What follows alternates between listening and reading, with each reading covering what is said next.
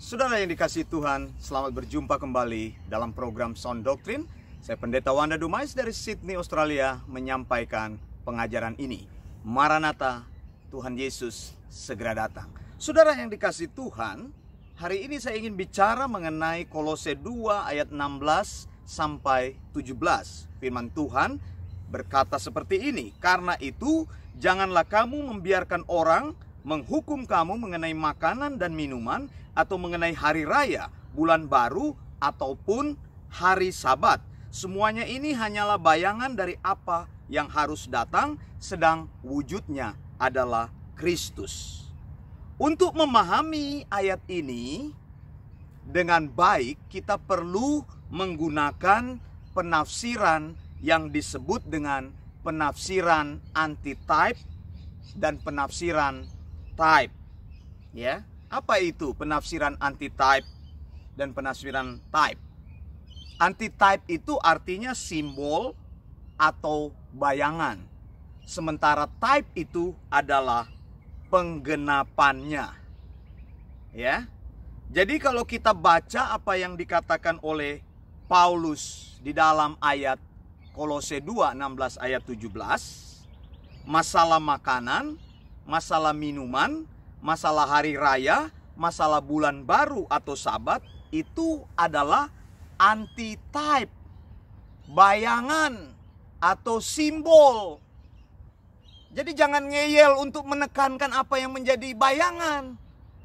Harus pahami apa yang Alkitab katakan. Paulus berkata di situ, type-nya itu adalah wujud penggenapannya di dalam Kristus. Pendeta Wanda Dumais akan selalu memberitakan Kristus kepadamu.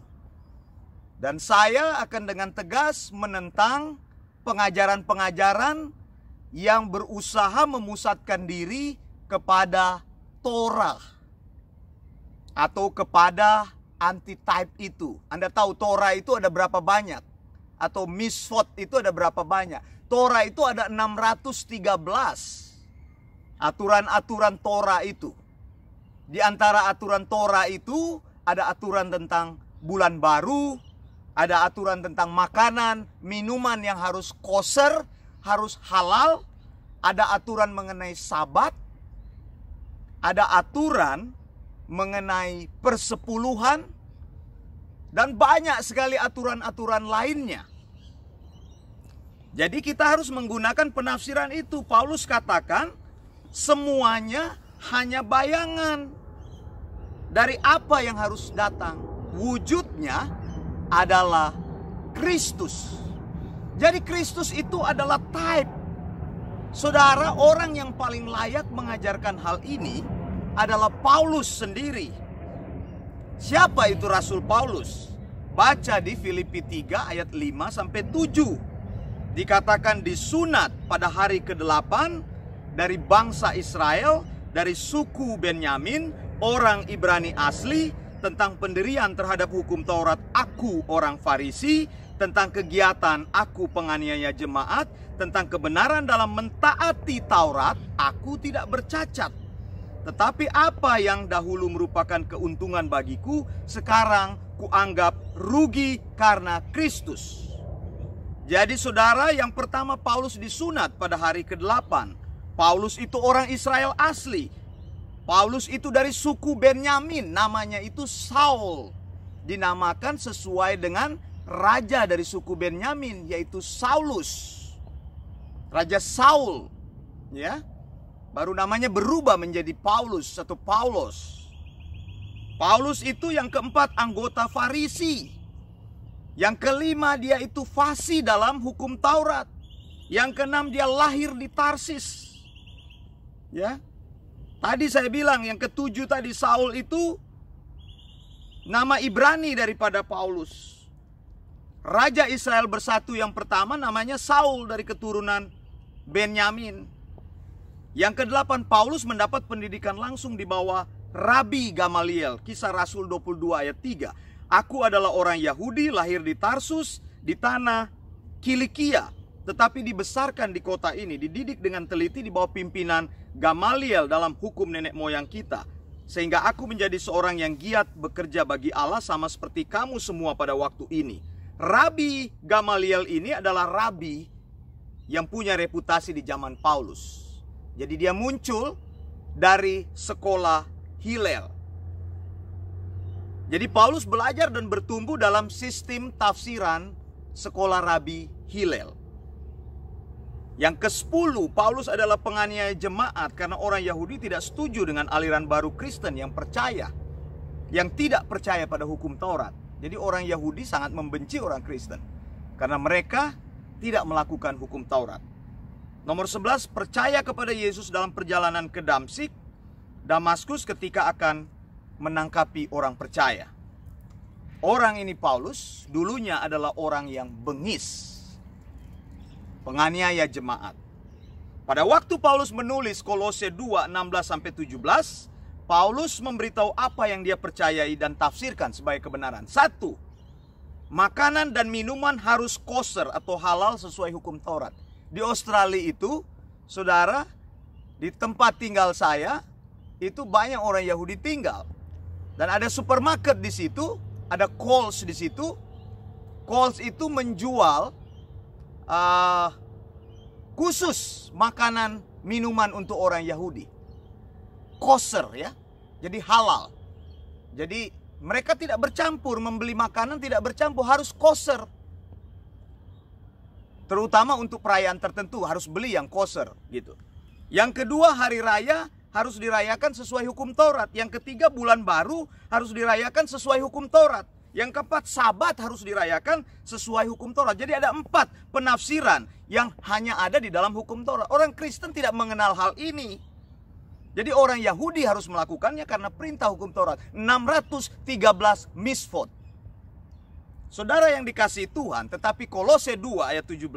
Paulus berkata, tetapi apa yang dahulu merupakan keuntungan bagiku, sekarang kuanggap rugi karena Kristus. Menurut Paulus, ketika dia menjadi orang percaya, orang Kristen, artinya orang yang beriman kepada Yesus, dia melepaskan, Paulus melepaskan sistem penafsiran dan sistem agamanya yang dahulu. Kedua, Paulus berhenti melakukan semua sistem dan ajaran hukum Taurat. Ketiga, Paulus berpindah dari Yudaisme, agama Yahudi, menjadi orang Kristen pengikut Yesus, pengikut Kristus. Nah, Anda kalau sudah mengikut Kristus, Anda harus konsisten, jangan ngomong mengikut Kristus, tidak mau melakukan perintah Kristus. Yohanes 14 ayat 15. Siapa yang mengasihi aku, Yesus bilang, maka ia akan melakukan segala perintahku. Jadi orang percaya atau orang Kristen seharusnya begitu. 1, percaya Yesus, percaya sungguh-sungguh, sound doctrine. Kedua, percaya Alkitab sesungguhnya dari Kejadian sampai Wahyu. Tidak ada wahyu-wahyu tambahan lain, tidak ada nubuat, penglihatan, mimpi, bahasa roh, praktek-praktek yang ngero-ngero itu. Ya hindari hal itu. Percaya Alkitab dengan sungguh, sola scriptura. Satu-satunya firman Tuhan itu Alkitab. Solus Christus, satu-satunya hanya melalui Kristus. Sola gratia, hanya percaya oleh karena anugerah Allah. Sola fide, hanya karena beriman.